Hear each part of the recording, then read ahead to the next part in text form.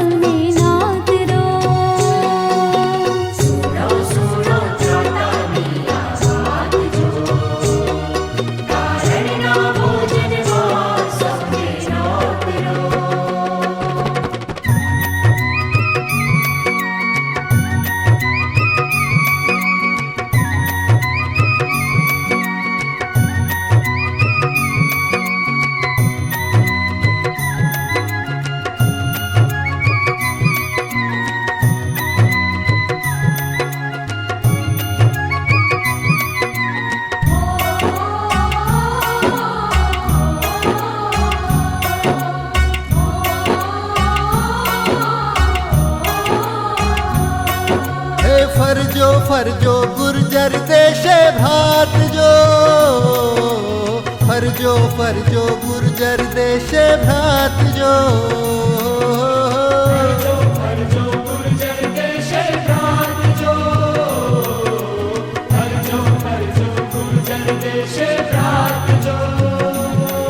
હે ફરજો ફરજો ગુર્જર દેશે ભ્રાતજો.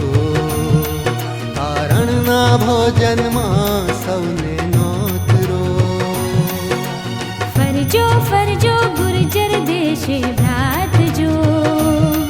તારણના ભોજનમાં સૌને નોતરો. હે સુણો સુણો ત્રાતાની આ વાત જો. તારણના ભોજનમાં સૌને નોતરો.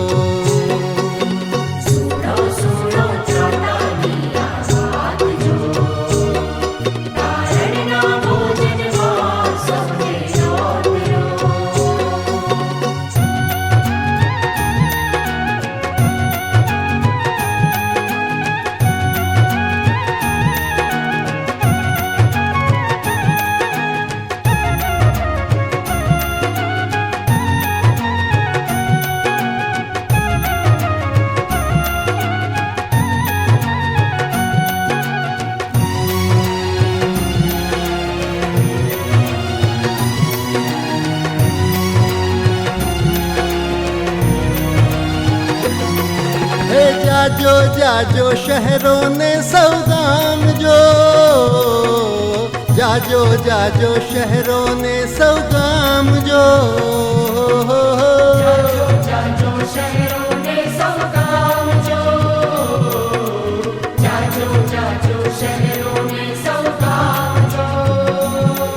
હે જાજો જાજો શહેરોને સૌ ગામજો. તારણના ભોજનમાં સૌને નોતરો. જાજો જાજો શહેરોને સૌ ગામજો. તારણના ભોજનમાં સૌને નોતરો. હે સુણો સુણો ત્રાતાની આ વાત જો. તારણના ભોજનમાં સૌને નોતરો.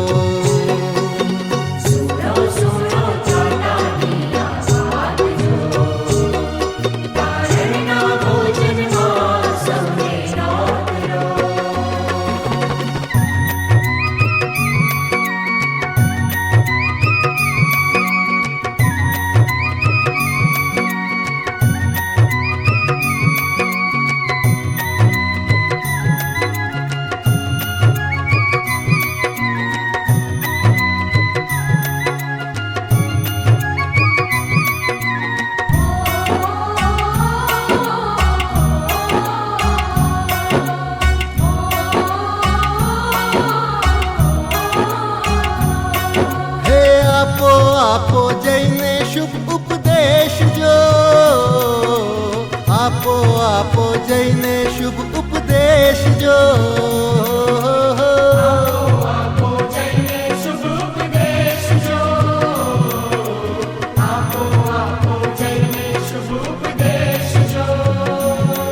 હે આપો આપો જઈને શુભ ઉપદેશ જો, તારણના ભોજનમાં સૌને નોતરો.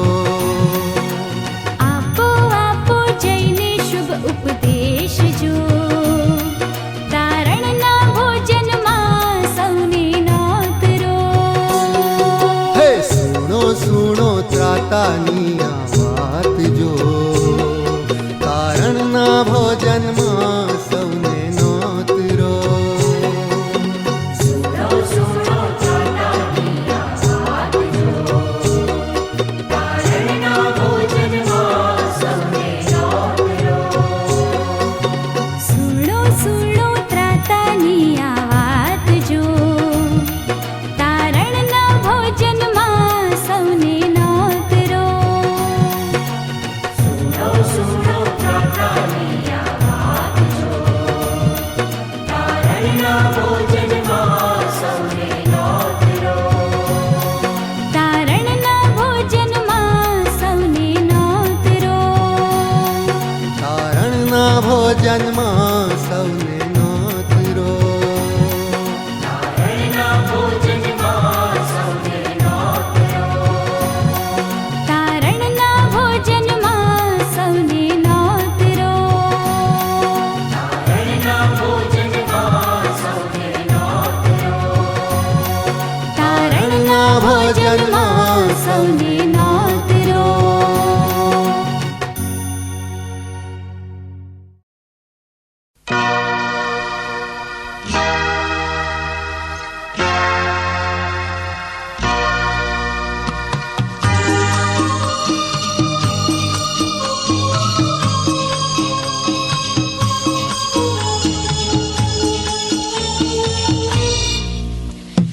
महिमा से तू जो भरा हुआ, ज्योति में सदा रहने वाला, मनुष्यों में होने जन्म लिया, फिर से यीशु जग में तू आएगा. आएगा यीशु आएगा, फिर से यीशु जग में तू आएगा. मनुष्यों में तूने जन्म लिया, फिर से यीशु जग में तू आएगा.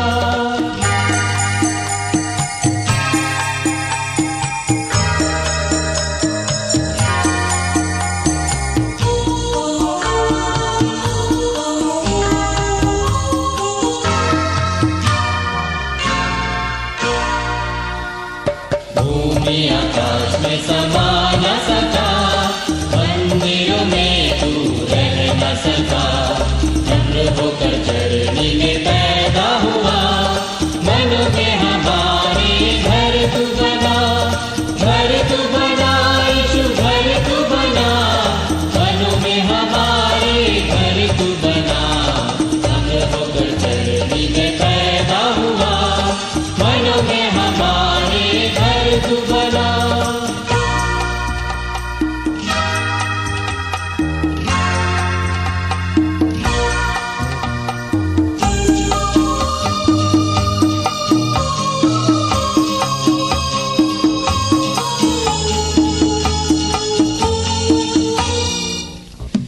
प्रेम में आकर तू ही बसा, लोगों को अपने लिए फिरा. अग्नि और बादल में तू ही दिखा, फिर से यीशु अपना जलवा दिखा. जलवा दिखा यीशु, जलवा दिखा, फिर से यीशु अपना जलवा दिखा. अग्नि और बादल में तू ही दिखा, फिर से यीशु अपना जलवा दिखा.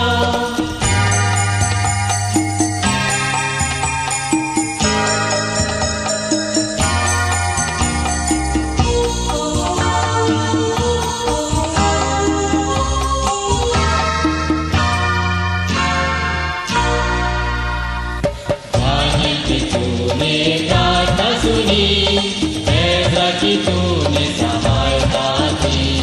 बाबुल में तूने बेदारी भेजी, अपने लोगों को फिर से दे रिहाई. दे रिहाई यीशु, दे रिहाई, अपने लोगों को फिर से दे रिहाई. बाबुल में तूने से दे रिहाई।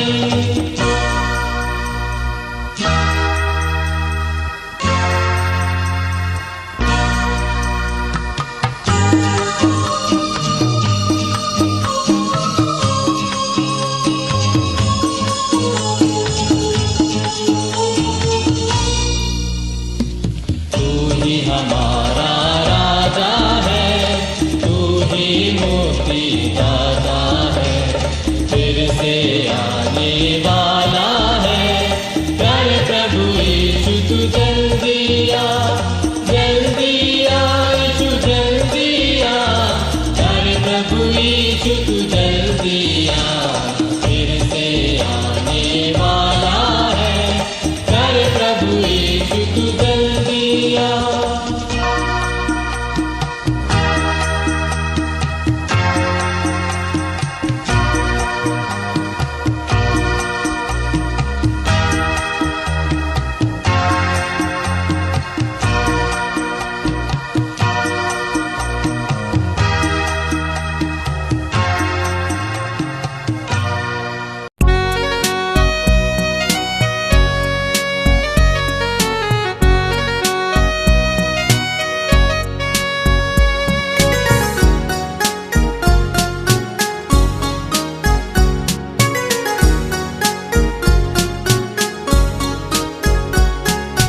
કાઢવા મુજ પાપ રૂપી વેશ તમામ, પ્રભુ ઈસુ આવ્યો દુઃખને ઠામ, સ્તંભ સહી તેણે દીધો આરામ, સ્તુતિ હો હરદમ, સ્તુતિ હો હરદમ હરદમ, સ્તુતિ હો હરદમ, સ્તંભ સહિત તેણે દીધો આરામ, સ્તુતિ હો હરદમ.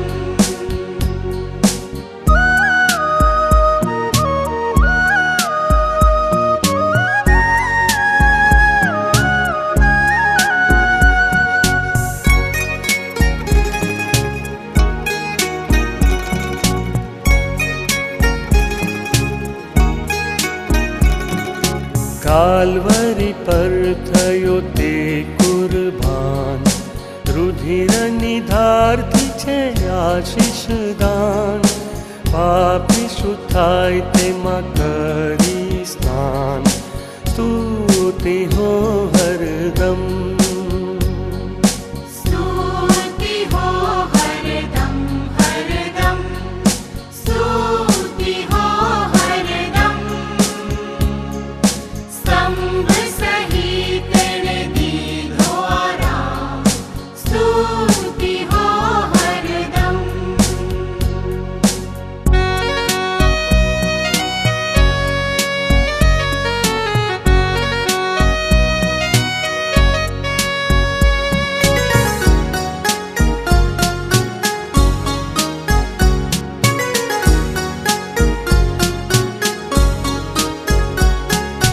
તેવી અજાયબ અનુપમ પ્રીત, પાપી કાજે થયો પ્રાયશ્ચિત, મુક્ત કરે નિજ લોહી થકી, સ્તુતિ હો હરદમ. ક્રિસ્મા વાલા અતિ પ્રિય ભાઈઓ અને બહેનો, આજની સાંજની બાઇબલ સ્ટડીમાં જોડાતા પહેલાં આવો આપણે પ્રાર્થનામાં જોડાઈએ, ઈશ્વર પાસે સહાય માંગીએ, મદદ માંગીએ, પ્રાર્થના કરીએ.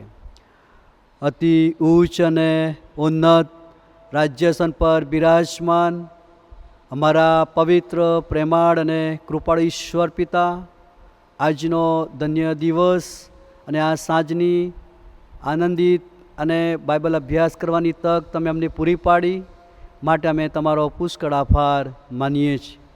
ઓનલાઈન બાઇબલ સ્ટડીની વ્યવસ્થાને માટે અમે તમારો પુષ્કળ આભાર માનીએ છીએ.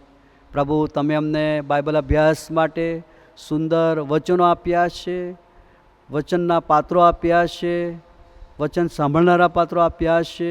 બધાને માટે અમે તમારો પુષ્કળ આભાર માનીએ છીએ. પ્રભુ, અમારી પ્રાર્થના છે આજે અમે સૌ સાથે મળીને તમારા વચનોમાંથી અમે મનન કરીએ અને અમને આશીષ મળે, નવો પડકાર મળે, નવી સમજણ મળે અને અમે આત્મિક જીવનમાં વૃદ્ધિ પામીએ એવું તમે થવા દો પ્રભુ. ફરી એકવાર પ્રભુ, આજના વચનો દ્વારા, આજની સાતની બાઇબલ સ્ટડી દ્વારા અમારી સાથે વાત અને વ્યવહાર કરો. પ્રાર્થના અમારા ઉદ્ધારકર્તા પ્રભુ ઈસુ ખ્રિસ્તના મોટા અને ગૌરવી નામમાં સાંભળો અને સ્વીકાર કરો પિતા. આમેન. ખ્રિસ્તમાં વાલા પ્રિય ભાઈઓ અને બહેનો, આપણા મહાન તારનાર પ્રભુ ઈસુ ખ્રિસ્તના મોટા અને ગૌરવી નામમાં આપ સર્વ કોને આજની સાંજની બાઇબલ સ્ટડીમાં હું આવકાર કરું છું અને પ્રેમી સલામ પાઠવું છું. મારી આશા અને પ્રાર્થના છે કે આજની સાંજની બાઇબલ સ્ટડી દ્વારા પ્રભુ ચોક્કસ આપણ સર્વની સાથે વાત અને વ્યવહાર કરશે, નવી આશીષ આપશે, નવી સમજણ આપશે, નવી દ્રષ્ટિ આપણને પૂરી પાડશે. પ્રિય મિત્રો, આજનો વિષય છે પાપથી દૂર રહો. આજનો વિષય છે પાપથી દૂર રહો.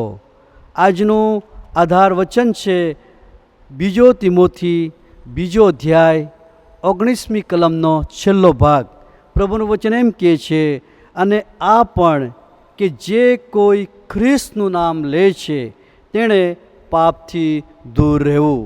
આ વચનને આધારે પાપથી દૂર રહેવું એ વિષય ઉપર આજે આપણે મનન કરવાના છીએ. પાપથી દૂર રહેવું એ વિષય ઉપર અભ્યાસ કરતાં પહેલાં પાપ એટલે શું એ વિશે થોડીક પળો હું તમને મનન કરાવવા માગું છું. પાપ એટલે શું એ સંદર્ભની અંદર એનો અર્થ સમજવા માટે પવિત્ર શાસ્ત્ર બાઇબલમાં બીજી ઘણી બધી કલમો આપણને આપવામાં આવી છે. પાપ એટલે શું તેની ઘણી બધી વ્યાખ્યા, ઘણો બધો અર્થ કે સમજણ પવિત્ર શાસ્ત્ર બાઇબલમાં આપવામાં આવેલી છે. તેમાંથી કેટલીક સમજણ હું તમને એકાદ કલમ લઈને સમજણ આપવા માગું છું કે પાપ એટલે શુંની વ્યાખ્યા આપવા માગું છું. નવા કરારમાં 1 યોહાન તેનો 3 અધ્યાય અને 4 કલમમાં પ્રભુનું વચન આ પ્રમાણે કહે છે, જે પાપ કરે છે તે દરેક નિયમ ભંગ પણ કરે છે.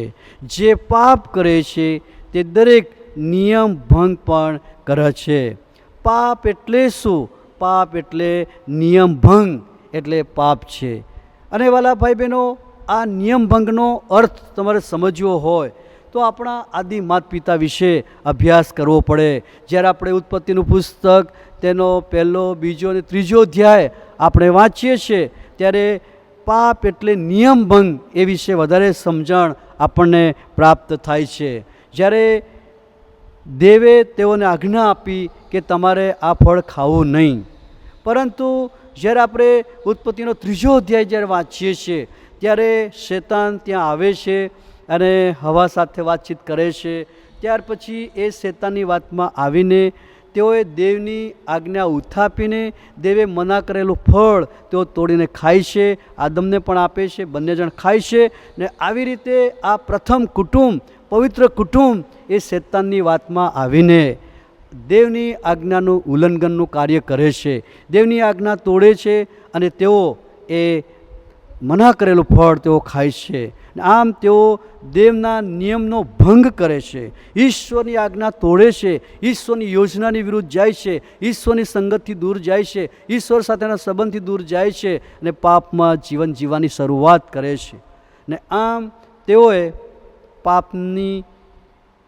પાપનું પરિણામ અને પાપની ગંભીરતા ને પાપની શિક્ષાનો અનુભવ તેમણે કર્યો. વાલા પ્રિય ભાઈ બહેનો, પ્રભુના સેવક મૂસાની મારફતે 10 આજ્ઞા આપણને આપવામાં આવી છે. એ 10 આજ્ઞામાં 1 થી 4 આજ્ઞા છે. એ 1 થી 4 આજ્ઞા આપણે નિર્ગમનનું પુસ્તક તેનો 20મો અધ્યાય અને 1 થી 20 કલમની અંદર આ 10 આજ્ઞા આપણને જોવા મળે છે.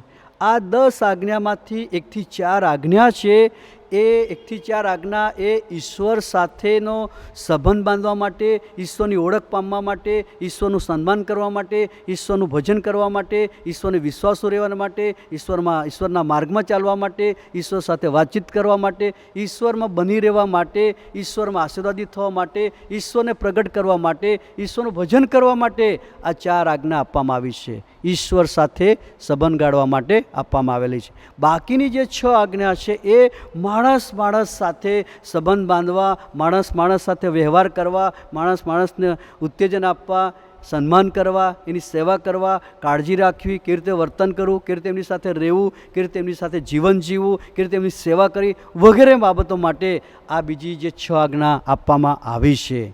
આ આજ્ઞા ઉપરાંત નવા કરારની અંદર પ્રભુ ઈસુ ખ્રિસ્તે પણ માર્કને લખેલી સુવાર્તા તેનો 12મો અધ્યાય અને 29 થી 31મી કલમની અંદર 2 મોટી કલમો આપી છે, 2 મોટી આજ્ઞાઓ આપી છે. પહેલી જે આજ્ઞા છે, મોટામાં મોટી પહેલી આજ્ઞા નવા કરારની અંદર એ તો એ છે કે પૂરા બળથી, પૂરા સામર્થ્યથી, પૂરા વિશ્વાસથી, પૂરા હૃદયથી તું તારા પ્રભુને પ્રેમ કર. ત્યાર પછી જે બીજી જે આજ્ઞા છે, જેવી પોતા પર તેવી પોતાના પડોશી પર તું પ્રેમ કર. આ બધી આજ્ઞાઓ ઈશ્વરે આપણને આપી છે. પ્રભુ પર વિશ્વાસ કરનારા લોકોને, ઈશ્વરનું ભજન કરનારા લોકોને, પ્રભુની દ્રશ્ય મંડળીમાં સામેલ થયેલા લોકોને, જેઓ સેવા કરે છે, જેઓ ઈશ્વરનું ભજન કરે છે, ઈશ્વરના માર્ગમાં ચાલે છે, ઈશ્વરની ઓળખ પામેલા છે, ઈશ્વરની સેવા કરે છે, આ બધાને માટે, આપણા બધાને માટે આ આજ્ઞાઓ આપી છે.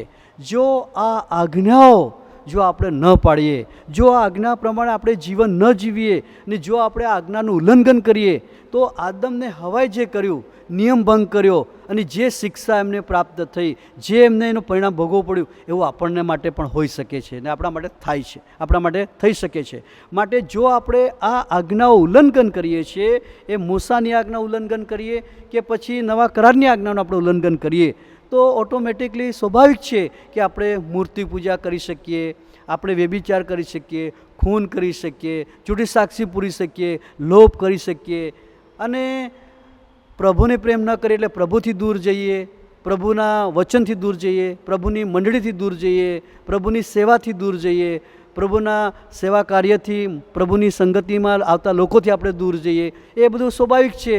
પોતા પર ને પોતાના પડોશીને, પોતાના ઘરનાને પણ આપણે પ્રેમ ન કરી શકીએ ને આ બધી આજ્ઞાના ઉલ્લંઘનને કારણે આપણા વ્યક્તિગત જીવનની અંદર, આપણા કૌટુંબિક જીવનની અંદર, આપણા સામૂહિક જીવનની અંદર એ ઘણા બધા પાપો જન્મ લે છે. ગલાતી 5મો અધ્યાય ને 19, 20, 21 કલમ જ્યારે આપણે વાંચીએ છીએ ત્યારે આ બધા પાપ, જ્યારે આપણે દેવની આજ્ઞાનું ઉલ્લંઘન કરીએ છીએ, ઈશ્વરની આજ્ઞા તોડીએ છીએ, ઈશ્વરની આજ્ઞાની વિરુદ્ધ જઈએ છીએ, ત્યારે આ બધા દેહના કામોના પાપ એ આપણામાં જન્મ લે છે, આપણામાં એ પાપ આવે છે અને આપણે ઈશ્વરના નિયમનું ભંગનું કામ, ઈશ્વરની વિરુદ્ધનું કામ આપણે કરીએ છીએ. ને માટે આ પવિત્ર શાસ્ત્ર, આપણું બાઇબલ, એ ગલાતીનો પત્ર તેનો 5મો અધ્યાય અને તેની 18 થી 21મી કલમની અંદર પ્રભુનું વચન કહે છે કે જો કોઈ વ્યક્તિ આજ્ઞા ભંગ કરીને દેહના કામોને ધારણ કરે છે, એ પાપો કરે છે, તો આવા પાપ કરનારને માટે દેવના રાજ્યમાં વારસો નથી. આવા કામ કરનારને માટે દેવના રાજ્યમાં વારસો નથી, એવું પવિત્ર શાસ્ત્ર બાઇબલ આપણને કહે છે.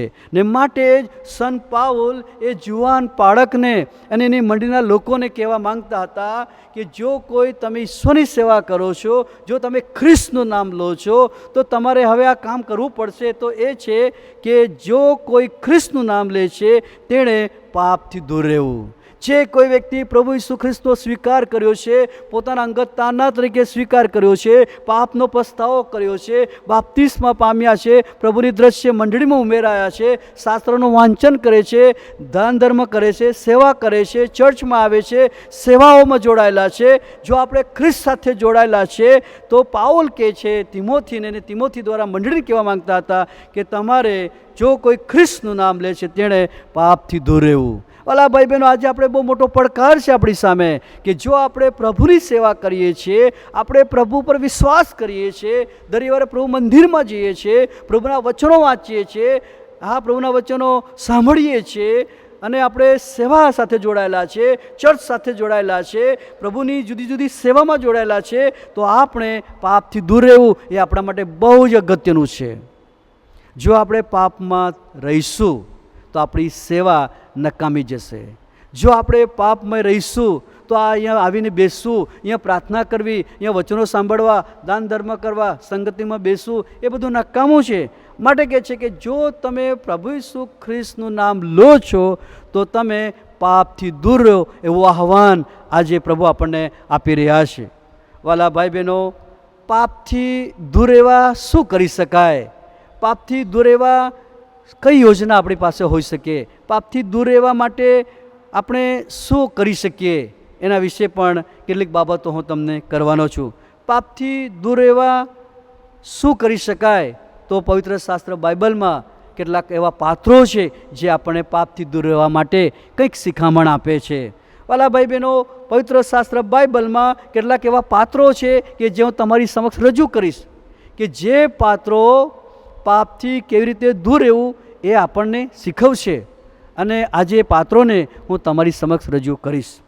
પેલું જે પાત્ર છે એ વ્યભિચારના પાપથી દૂર રહેનારું પાત્ર છે, જેનું નામ તમે સૌ સારી રીતે જાણો છો, જેનું નામ છે યુસુફ છે. ઓલા ભાઈ બહેનો, જૂના કરારની અંદર ઉત્પત્તિનું પુસ્તક તેનો 39મો અધ્યાય તેની 7મી કલમથી 12મી કલમ જો આપણે વાંચીએ તો ત્યાં આગળ યુસુફના ઉપર આવેલું એ વ્યભિચારના પાપનું પરીક્ષણ આપણે જોઈ શકીએ છીએ.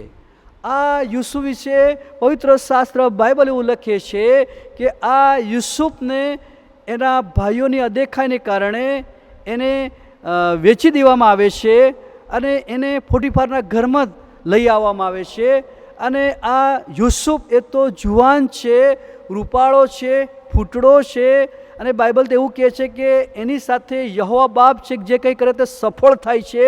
એટલે કે એ તો પ્રભુનો માણસ છે, પ્રભુ પર વિશ્વાસ કરનારો માણસ છે, પ્રભુના માર્ગમાં ચાલનારો માણસ છે, પ્રભુની ભીખ રાખનારો માણસ છે, ઈશ્વરને પૂછીને કામ કરનારો માણસ છે. એવો હોશિયાર, એવો ફૂટડો, બુદ્ધિશાળી, જ્ઞાની અને ઈશ્વરનું બાળક છે, ઈશ્વરનો જુવાન દીકરો છે. અને આ જુવાન દીકરા ઉપર એ વ્યભિચારનું પાપનું પરીક્ષણ આવે છે. વાલા ભાઈ બહેનો, જ્યારે એ પોટીફારના ઘરની અંદર કામ કરે છે ત્યારે એની સુંદરતા અને એની કામગીરી અને એની ઈશ્વર સાથેના સંબંધને કારણે એ બહુ સારો દેખાય છે, બહુ અજાયબજી વ્યક્તિ દેખાય છે, પ્રભાવશાળી વ્યક્તિ છે. જેના કારણે એ પોટીફારની પત્ની તેને સાથે સૂવા માટેનો પ્રપોઝલ આપે છે કે તું મારી સાથે સૂ, તું મારી સાથે સૂ, એ રીતે એને પ્રપોઝલ આપે છે. પરંતુ વાલા ભાઈ બહેનો, આ જુવાન દીકરો એ પ્રભુનો દીકરો હોવાથી, ઈશ્વરની ભીખ રાખતો હોવાથી, ઈશ્વરની પ્રેરણા લઈને ઈશ્વરની ભીખમાં જીવતો હોવાથી એ એના પ્રપોઝલને એ સ્વીકારતો નથી. એ એવું કહે છે કે બાઈ, તને ખબર છે આ ઘરની, આ તારા સિવાય આ બધું જ મને મારા માલિકે સોંપ્યું છે ને માલિક કશું જ જાણતો નથી તારા સિવાય. અને આના કારણે હું મારા માલિકનો ગુનેગાર થાઉં ને હું મારા જીવતા દેવને વિરુદ્ધ દુષ્કૃત્ય કરીને એનો ગુનેગાર થવા માંગતો નથી. હું મારા જીવતા દેવનો પણ ગુનેગાર બનવા માંગતો નથી. ને એમ કરીને આ જુવાન દીકરો એ આ શરીર સંબંધને માટેનો જે પ્રપોઝલ છે, જે વ્યભિચારના પાપનો જે પ્રપોઝલ છે તે સ્વીકારતો નથી. પરંતુ એક દિવસે એ સ્ત્રી એ ઘરમાં આવે છે અને યુસુફને કહે છે કે તું મારી સાથે સૂઈ જા.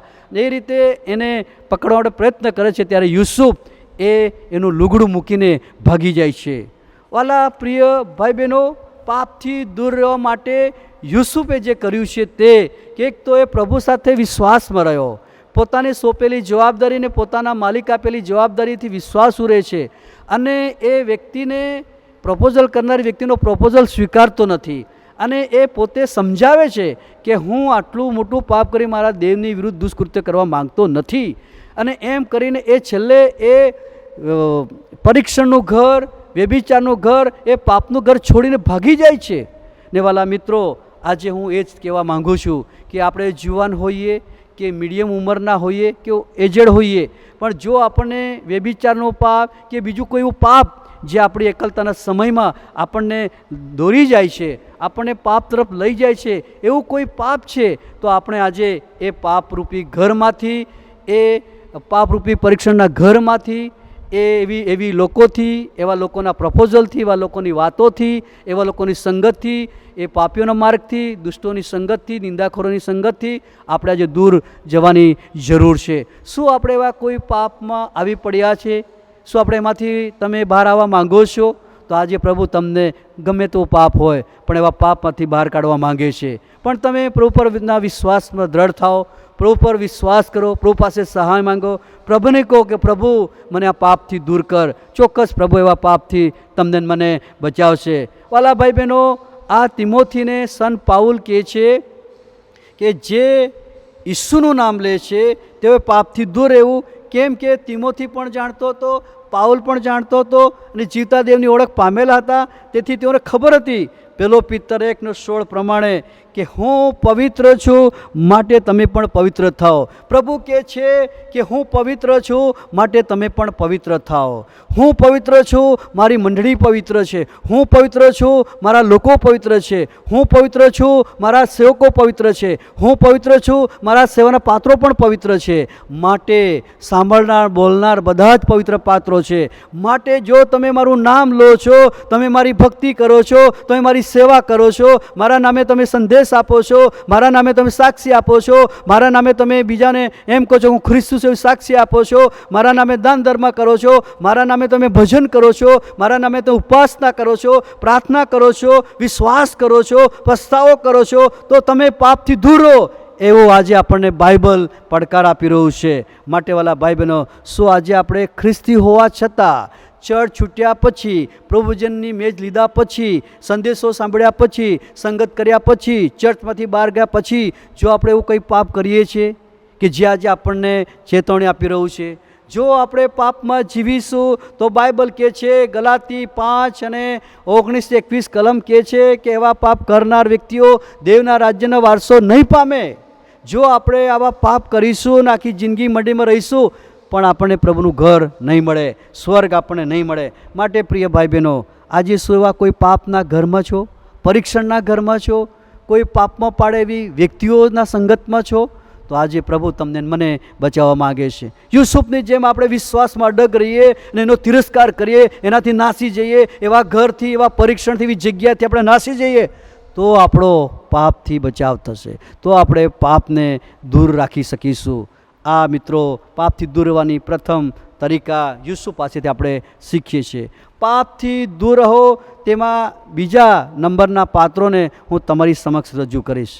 આ જે પાત્રો છે એ 3 પાત્રો છે કે જેઓ મૂર્તિ પૂજાથી દૂર રહે છે, મૂર્તિ પૂજાનો નકાર કરે છે, મૂર્તિ પૂજાથી દૂર રહે છે, મૂર્તિ પૂજાની સેવાથી દૂર રહે છે, મૂર્તિ પૂજાની સાથે રહેવાનું પસંદ કરતા નથી, મૂર્તિ પૂજાથી દૂર રહેવા માટે પ્રયત્ન કરે છે. એવા પાત્રો છે જેમના નામ છે શાદ્રાક, મેશાક અને અબેદનગો છે.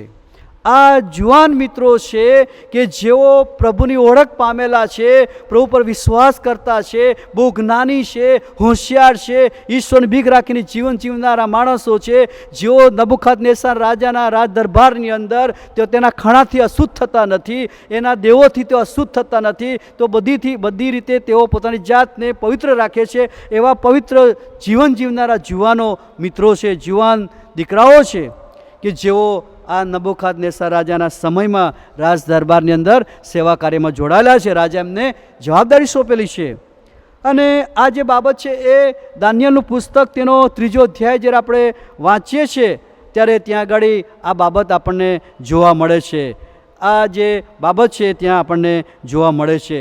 હવે રાજાએ એવો ઠરાવ બહાર પાડ્યો કે જો કોઈ વ્યક્તિ આ રાજાએ બનાવેલી જે મૂર્તિ છે, જે 60 હાથ ઊંચાઈ અને 7 ફૂટ પહોળી છે, એવી મોટી મૂર્તિ છે, એને જ સેવા કરવી.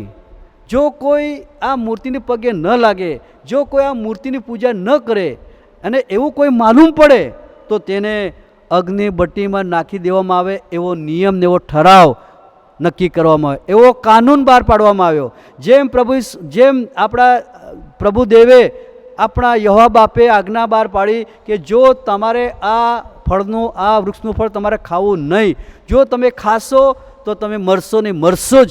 તેવી જ રીતે આ પૃથ્વી પરના રાજાએ પણ એક હુકમ બહાર પાડ્યો કે જો તમે આ મૂર્તિની પૂજા નહીં કરો તો તેઓને જો માલુમ પડે તો તેઓને અગ્નિભટ્ટીમાં નાખી દેવા.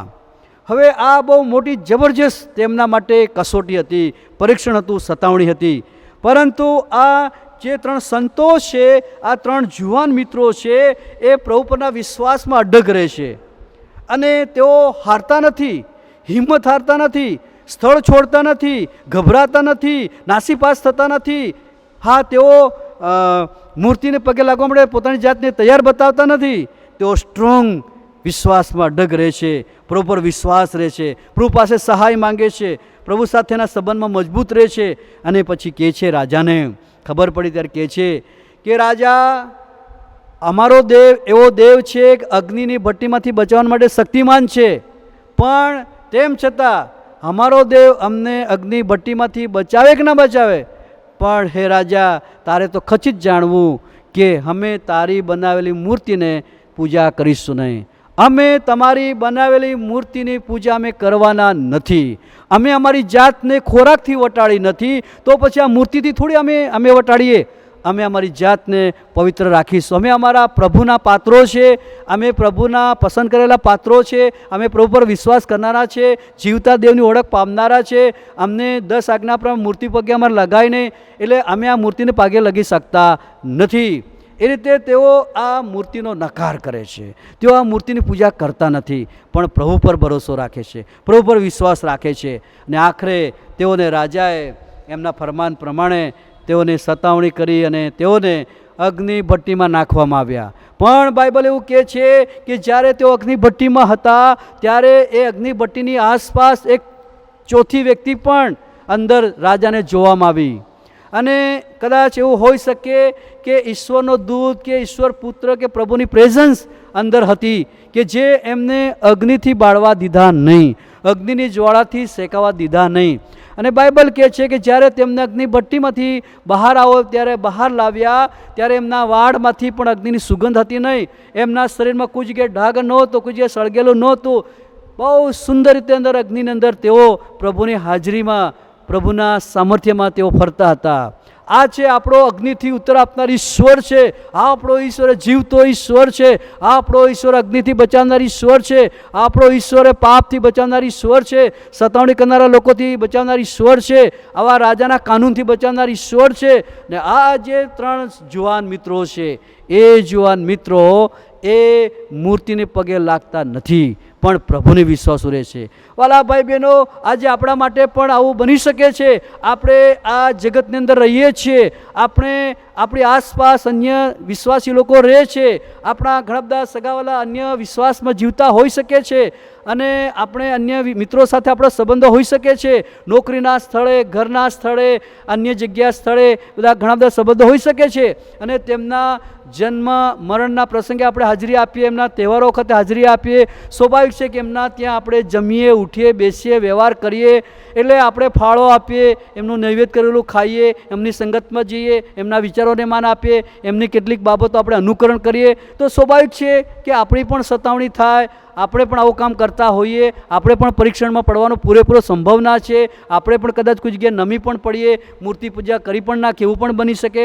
તો વાલા મિત્રો, આજે મૂર્તિ પૂજાથી દૂર રહેવા માટે પ્રભુ આપણને સખત આપણને ના પાડે છે, પાપથી દૂર રહેવા માટે પ્રભુ આપણને કહી રહ્યો છે. આ 3 સંતો એ મોતના મુખમાં ગયા પણ પોતાનો નિર્ણય બદલ્યો ને, એ જગતની મૂર્તિને, એ પાપને પૂજવા લાગ્યા નહીં, અને તેઓ પ્રભુને જ વિશ્વાસુ રહ્યા. મિત્રો, ગમે તેટલી કસોટી આવે, ગમે તેટલા પ્રશ્નો આવે, ગમે તેટલા સંઘર્ષો આવે, પણ આપણે પ્રભુને વળગી રહેવાની જરૂર છે.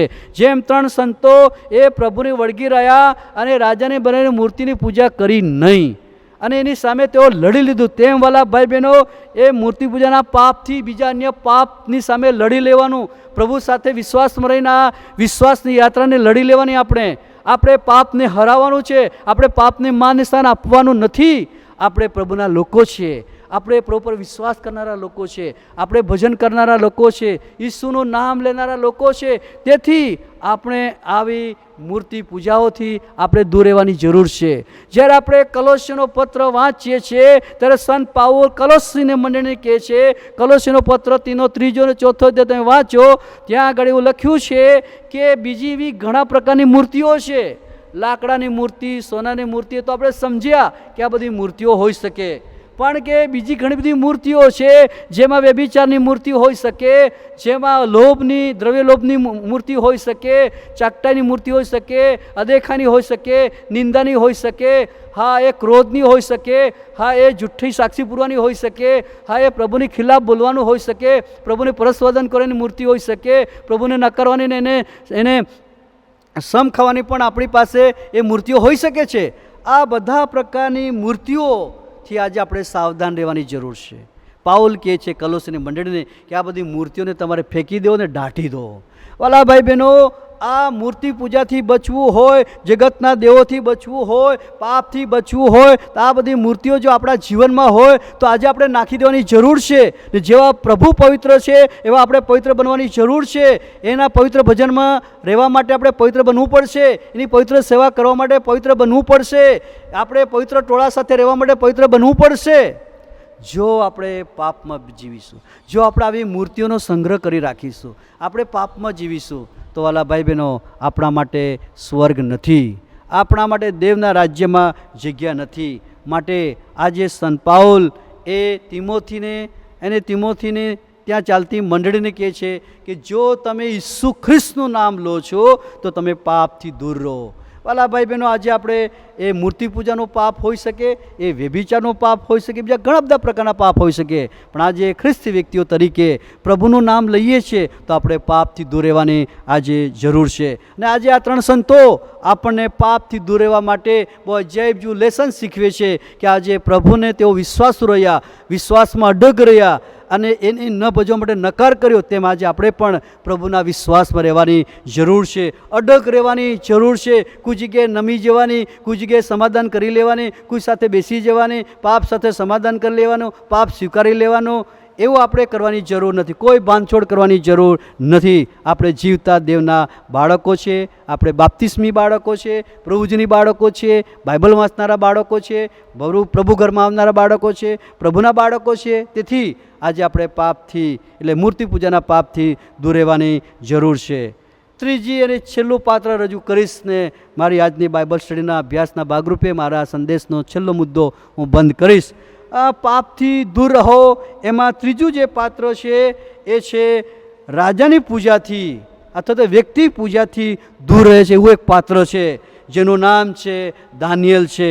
આ પાત્ર વિશે અભ્યાસ કરવો હોય તો દાનિયેલનું પુસ્તક આપણે વાંચવું પડે. અને આ જે આખો જે બનાવ છે એ દાનિયેલનું પુસ્તક, તેનો 6થો અધ્યાય આપણે વાંચીએ છીએ ત્યારે એમાં બનાવ આપણને જોવા મળે છે. દાનિયેલને માટે પણ આવું કંઈક કહેવામાં આવ્યું છે. દાનિયેલના સમયમાં પણ આ રાજાએ ફરમાન બહાર પાડ્યું કે કોઈ અન્ય દેવોની પૂજા કોઈએ કરવી નહીં, કોઈ અન્ય વ્યક્તિની પૂજા ન કરવી, પણ રાજાની પૂજા 30 દિવસ સુધી કરવાનું ફરમાન કરવામાં આવ્યું. જે કોઈ વ્યક્તિ 30 દિવસ સુધી રાજાની પૂજા કરે એના માટે વાંધો નહીં, પણ જો કોઈ રાજાની પૂજા ન કરે તો તેને સિંહોના બિલમાં નાખવામાં આવ્યો, એવું ફરમાન બહાર પાડવામાં આવ્યું, એવો કાનૂન બનાવવામાં આવ્યો કે આ 30 દિવસની અંદર કોઈ પણ વ્યક્તિ, કોઈ વ્યક્તિની કે કોઈ દેવની પૂજા કરવી જોઈએ નહીં, પણ ફક્ત અને ફક્ત મારી પૂજા કરવાની. ને જો કોઈ આવી પૂજા ન કરે તો તેને સિંહોના બિલમાં નાખવામાં આવશે. વાલા ભાઈ બહેનો, દાનિયેલ એ તો બહુ ગજબનું પાત્ર હતું. એ પણ જુવાન માણસ હતો, બહુ જ બુદ્ધિશાળી હતો, જ્ઞાની માણસ હતો, ડાપણથી વર્તતો હતો, સપનાના ખુલાસા કરતો હતો, ઈશ્વરના જ્ઞાનથી, ઈશ્વરના વિશ્વાસથી, ઈશ્વરના સામર્થ્યથી, ઈશ્વરની પવિત્રતાથી, ઈશ્વરના વિશ્વાસથી ભરપૂર માણસ હતો અને ઈશ્વરનો વિશ્વાસુ સેવક હતો, ઈશ્વરની હાજરીમાં જીવનારો માણસ હતો. એ રાજાના ખાણાથી, રાજાના દેશની સંસ્કૃતિ કે રાજાના દેશના વેશથી કે મૂર્તિઓથી પોતાની જાતને વટાળતો નથી. એટલો વિશ્વાસુ માણસ. એવો પ્રભુનું બાળક કે પ્રભુનો જુવાન દીકરો હતો અને આ વાતનું ફરમાન બહાર પાડવામાં આવ્યું. એનું કારણ એ હતું કે આ દાનિયેલ એ રાજાના દરબારની અંદર બહુ સારી પોસ્ટમાં સેવા આપતો હતો. એ રાજાના દેશના કેટલાક અધિકારીઓને ગમ્યું નહીં. એ ઈર્ષાને કારણે, અદેખાઈને કારણે એને વિરુદ્ધ કંઈક નિમિત્ત મળે એ માટે આ હુકમ રાજા પાસે કરાવડાયો અને એમની વિરુદ્ધ યોજના ઘડવા માંડ્યા. ને વાલા ભાઈ બહેનો, આવું જ કંઈક આજે આવું જ કંઈક આપણે પણ આપણા વ્યક્તિગત જીવન, કૌટુંબિક જીવનમાં, મળીના જીવનમાં આપણે જોઈએ છીએ કે કોઈક વ્યક્તિનું સારાપણું આપણે જોઈ ન શકીએ, કોઈક વ્યક્તિની બઢતી, કોઈક વ્યક્તિનો બ્લેસિંગ, કોઈ વ્યક્તિના કુટુંબનો આશીર્વાદ આપણે જોઈ ન શકીએ. માટે આપણે ઈર્ષાને અદેખાઈ કરીને કોઈક રીતે એમને ભંગાણ પાડવા માટે, કોઈક જગ્યાએ એમની સેવાને તોડી પાડવા માટે, કોઈક જગ્યાએ તેમને પાપમાં પાડવા માટે, તેઓને એમાંથી દૂર કરવા માટે આપણે પણ પ્રયત્ન કરતા હોય છે. ને આવું જ કંઈક એ દાનિયેલના સમયમાં કેટલાક એના સાથી કર્મચારીઓ પણ આવું કંઈક કર્યું. અને જ્યારે આ ફરમાન બહાર પડ્યું ત્યારે આ દાનિયેલ તો પ્રભુનો માણસ હતો, એટલે એ પૂજા કરવા, વ્યક્તિ પૂજા કરવા તૈયાર નહોતો, રાજાની પૂજા કરવા માટે તૈયાર નહોતો. માટે તે પોતાના ઘરે જાય છે, યરુશલેમ તરફ એ ઓરડી ખુલ્લી રાખે છે અને ત્યાં આગળ એ દિવસમાં 3 વાર પ્રાર્થના કરે છે.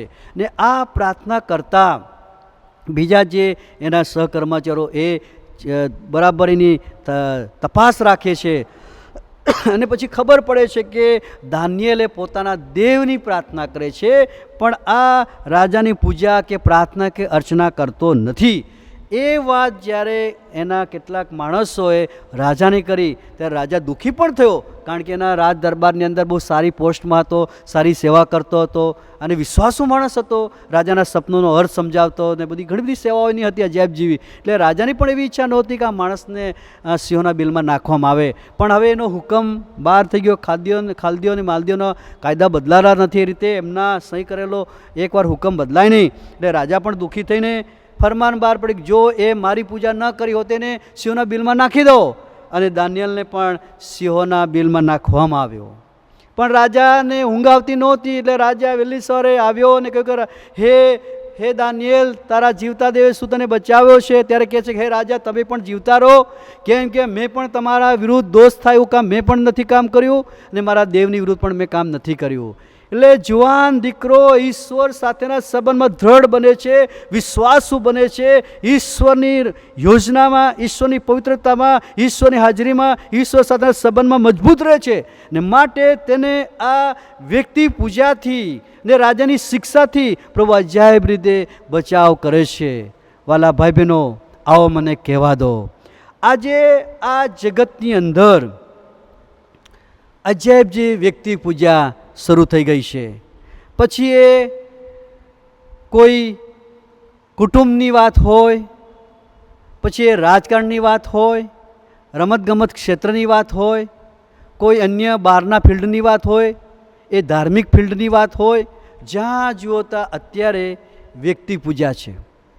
જો વ્યક્તિ પૂજા તમે ન કરો, જો તમે સલામીઓ નહીં મારો, જો તમે વ્યક્તિ પૂજા ન કરો તો તમને કોઈ પણ ક્ષેત્રમાં માન સ્થાન તમને નહીં મળે. એ અત્યારે શેતાનનું આ બહુ મોટું હથિયાર છે કે બધાને પગે પાડવાનું. વ્યક્તિ પૂજા, રાજા પૂજા, સેવક પૂજા, આગેવાન પૂજા, ગુરુ પૂજા, જાત જાતની પૂજાઓ, એ વ્યક્તિગત પૂજાઓ આજે આપણે આ દુનિયાની અંદર જોઈ શકીએ છીએ. ને આ બધું હથિયાર એ શેતાનનું હથિયાર છે કે માણસો ઈશ્વરની પૂજા કરવાને બદલે મારી પૂજા કરે, લોકો દેવની પૂજા કરવાને બદલે માણસની પૂજા કરે, મારી પૂજા કરે, એવી એની ઈચ્છા છે. ને પ્રભુ ઈસુ ખ્રિસ્તને પણ એવું કહ્યું કે જો તું મને પગે પડીને ભજન કરે, બધું તને આપી દઉં. ને આ જ વ્યક્તિ પૂજા આજે આ જગતની અંદર છે. જે કોઈ વ્યક્તિ પૂજા કરે એને જે તે રાજકીય નેતાની વાત હોય, ધાર્મિક સંસ્થાની વાત હોય, રમતગમત ક્ષેત્રની વાત હોય, ઔદ્યોગિક ક્ષેત્રે હોય, નોકરીના સ્થળે હોય કે સેવા કરીને સ્થળે હોય, જ્યાં કે તમે જો ત્યાં જો તમે વ્યક્તિ પૂજા કરો, વ્યક્તિની વખાણ કરો, વ્યક્તિની સલામા મારો, એને પગે પડો, જાત જાતનું તમને મળી જાય. ને વાલા ભાઈ બહેનો, આવી વ્યક્તિ પૂજાની જે પાપ, વ્યક્તિ પૂજાનું જે પાપ છે, જે ઈશ્વરને માન આપવાને બદલે વ્યક્તિને માન આપવાનું જે પાપ છે એ બહુ ગજબનું પાપ છે. ને આ પાપથી બચવા માટે દાનિયેલે જબરજસ્ત પ્રભુ સાથે વિશ્વાસમાં રહ્યો. ભલે રાજાનું ગમે તેવું ફરમાન હોય, ભલે રાજા ગમે તેમ કરે, પણ હે રાજા, તારી પૂજા તો હું નહીં જ કરું, વ્યક્તિ પૂજા નહીં કરું. અને તેણે નહીં કરી અને આખરે જીવતા દેવને બચાવ્યો. અને એમ કહે છે છેલ્લે કે હવે પછી દાનિયેલના દેવ છે કોઈએ કોઈનું ભજન કરવું નહીં. એવી પણ વાત બાઇબલમાં લખી છે. વાલા ભાઈ બહેનો, જિંદગીના છેલ્લા શ્વાસ સુધી તમે પ્રભુને વિશ્વાસ રહો. કોઈ વ્યક્તિ પૂજા કરશો નહીં. આપણો જીવતો દેવ છે જે આપણે સમયે સમયે આપણી ઉંમર પ્રમાણે, આપણને વિશ્વાસ પ્રમાણે જે વેચી આપ્યું છે પ્રમાણે આપણે આપતો જશે. આપણી સર્વ જરૂરતો પૂરી પાડશે, આપણે મદદરૂપ છે, દોરશે, ચલાવશે. એના હાથમાં બધું સગડું છે, કોઈ વ્યક્તિના હાથમાં નથી. માટે વ્યક્તિ પૂજા કરવાથી દૂર રહો. વ્યક્તિ પૂજાથી તમે દૂર રહો. વાલા ભાઈ બહેનો, શું આજે આપણે આવા કોઈ પાપમાં છે? તો પ્રભુ આજે કહે છે, જો તમે ઈસુનું નામ લો છો તો તમે પાપથી દૂર રહો. આજે આપણે પાપથી દૂર રહેવા માટે બાઇબલ સ્ટડી કરી છે.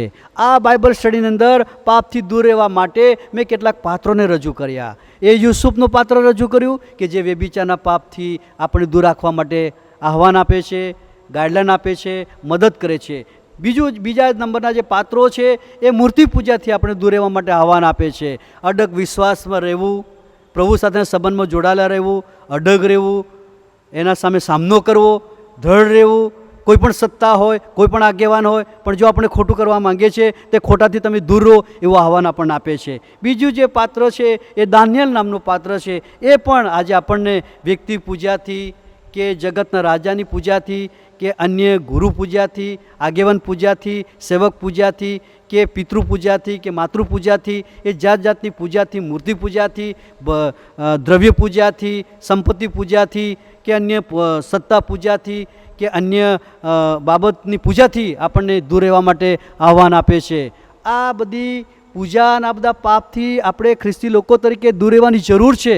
જો આપણે આ બધી બાબતો કરીએ છીએ તો આપણે ઈશ્વરથી નજીક નથી, આપણે નરકની નજીક છીએ. આપણે પાપ સાથે સમાધાન કર્યું છે, શૈતાન સાથે સમાધાન કર્યું છે. ને આવી રીતે જો આપણે જીવીશું પ્રભુની મંડળીમાં તો આપણને આશીર્વાદ નહીં મળે, સાથે સાથે દેવના રાજ્યમાં પણ કંઈ વારસો મળશે નહીં. માટે પ્રભુ આજે આપણે ચેતવણી આપી રહ્યા છે કે તમે અને હું આજે આપણે પાપથી દૂર રહેવાની જરૂર છે. વ્યભિચારના પાપથી દૂર રહેવાની જરૂર છે, મૂર્તિ પૂજાથી દૂર રહેવાની જરૂર છે, વ્યક્તિ પૂજાથી દૂર રહેવાની જરૂર છે, બીજા ઘણા બધા પાપોથી આપણે દૂર રહેવાની જરૂર છે. પ્રભુ આ વચનો દ્વારા ચોક્કસ તમને આશીર્વાદ આપ્યો હશે, ચોક્કસ પાપથી દૂર રહેવાનું તમને આહવાન આપ્યું હશે. તો આવો મિત્રો, વિશ્વાસ સાથે પ્રભુ પાસે આવીએ ને પાપની બુંડાઈની દુષ્ટતાથી ને પાપથી આપણે દૂર રહેવા માટે પ્રભુ પાસે ફરીથી આપણે સામર્થ્ય માંગીએ, પ્રાર્થના કરીએ. જીવતા અને જાગતા પરમેશ્વર પિતા, પાપથી દૂર રહેવા માટે આજે તમે વચનો દ્વારા અમારી સાથે વાત વ્યવહાર કર્યો છે. ખરેખર પ્રભુ, યુસુફે જે પ્રપોઝલ નકાર્યો અને તેને પોતાની જાતની ઈશ્વર સાથે અને માણસ સાથેના સંબંધની અંદર કેટલા વિશ્વાસુ રહ્યો એને સમજાવ્યું અને એ પરીક્ષણના ઘરમાંથી ભાગી ગયો. તેવી રીતે આજે અમારે પણ આવા કોઈ એવા પાપનું પરીક્ષણ અમારી સામે છે તો એ પ્રપોઝલને નકાર કરીને ભાગી જવાની જરૂર છે. એમાં અમને મદદ કરો પ્રભુ. કોઈ એવી મૂર્તિઓ છે અમારી પાસે જે પાપરૂપી મૂર્તિઓ છે જેની અમે આજ દિન સુધી પૂજા કરી રહ્યા છે, જે પાપ અમને કરાવે છે, ઈશ્વરથી દૂર લઈ જાય છે, પ્રભુ ઘરથી દૂર લઈ જાય છે, વચનથી દૂર લઈ જાય છે, પ્રાર્થનાની સંગતથી, પવિત્ર લોકોની સંગતથી અમે દૂર લઈ જાય એવું કોઈ મૂર્તિ પૂજા અમારી પાસે છે, એ પણ ઈસુના શરીરનામાં રદબાતલ કરો. હાલેલુયા. અને કોઈ અમારી પાસે એવી માણસોની બીક રાખીને માણસોની પૂજા કે ગુરુ પૂજા, માતુ પૂજા કે પિતૃ પૂજા કે આગેવાન પૂજા કે સેવક પૂજા કે રાજકીય નેતા પૂજા કે એવી માનવ પૂજા અમારી પાસે છે, કોઈ હોદ્દા પૂજા છે, કોઈ એવી પૂજાઓ છે, એવી બધી જ પૂજાઓ, માણસની પૂજાઓ જો અમે કરીએ છીએ એ બધી પૂજાઓ પણ ઈસુના શરીર તમારા નામમાં રદબાતલ કરો ને અમને પાપથી દૂર રાખો ને તમારા પવિત્ર લોકો તરીકે પવિત્ર જીવન જીવીને અમે પવિત્ર ઈશ્વરનું ભજન પ્રભુ તમારું કરીને તમારામાં વૃદ્ધિ પામીને અમે સ્વર્ગના વારસદાર બનીએ એવું તમે અમારા માટે થવા દો. પ્રભુ આજની બાઇબલ અભ્યાસ દ્વારા જેટલા ઓનલાઈન ભાઈ બહેનો જોડા બધાને જ પ્રભુ આજે તમે પુષ્કળ આશીષ આપો, વધુ સમજવા અમને સૌપ્રથમ મને કૃપા આપો. સૌપ્રથમ આ બધી મૂર્તિઓ, આ બધા પાપ અને પરીક્ષણો બાબત મને સમજવા માટે કૃપા આપો, મારા કુટુંબને સમજવા આપો કૃપા આપો ત્યાર પછી સાંભળનાર લોકોને પણ કૃપા આપો ને અમને બધાને પાપથી દૂર રહેવાના માટે ઓ જીવતા દેવ તારું ભજન કરવા, તારું નામ લેવા, તારા સાનિધ્યમાં રહેવા, તમારા વિશ્વાસમાં દ્રઢ રહેવા, તમારી સાથે ચાલવા, તમારું નામ લેવા, ભજન કરવા, સેવા કરવા, અમને કૃપા આપો, હિંમત આપો, બળ આપો, સામર્થ્ય આપો ને આવા તમામ પાપના પડખરોની સામે ઊભા રહેવા માટે શક્તિ આપો. જેમ 3 સંતોને, યુસુફને, દાનિયેલને કૃપા આપી એવી જ કૃપા, એવું જ સામર્થ્ય અમને પણ આપો. એ જ અમારી પ્રાર્થના અમારું ઉદ્ધારકર્તા પ્રભુ ઈસુ ખ્રિસ્તના મોટા અને ગૌરવ નામમાં સાંભળો, સ્વીકાર કરો પિતા. આમેન. પ્રભુની શીખેલી પ્રાર્થના બોલીએ. ઓ આકાશમાંના મારા બાપ, તમારું નામ પવિત્ર બનાવો, તમારું રાજ્ય આવો, જેમ આકાશમાં તેમ પૃથ્વી પર તમારી ઈચ્છા પૂરી થાવ. દિવસની અમારી રોટલી આજ અમને આપો, જેમ અમે અમારા ઋણોને માફ કર્યા છે તેમ તમે અમારું માફ કરો, અને અમને પરીક્ષા ન લાવો પણ બંધાય તમારો છૂટકો કરો, કેમ કે રાજ્ય તથા પરાક્રમ તથા મહિમા સર્વકાળ સુધી તમારા છે. આમેન. હવે આપણા તાનનાર પ્રભુ ઈસુ ખ્રિસ્તની કૃપા, ઈશ્વર પિતાનો પ્રેમ, પ્રભુ પવિત્ર આત્મા દિવ્ય સંગત આપણ સર્વની સાથે હમણાં અત્યારે હંમેશ રહો. Amen. Amen. God bless you. પ્રભુ તમને આશીષ આપો. આમેન.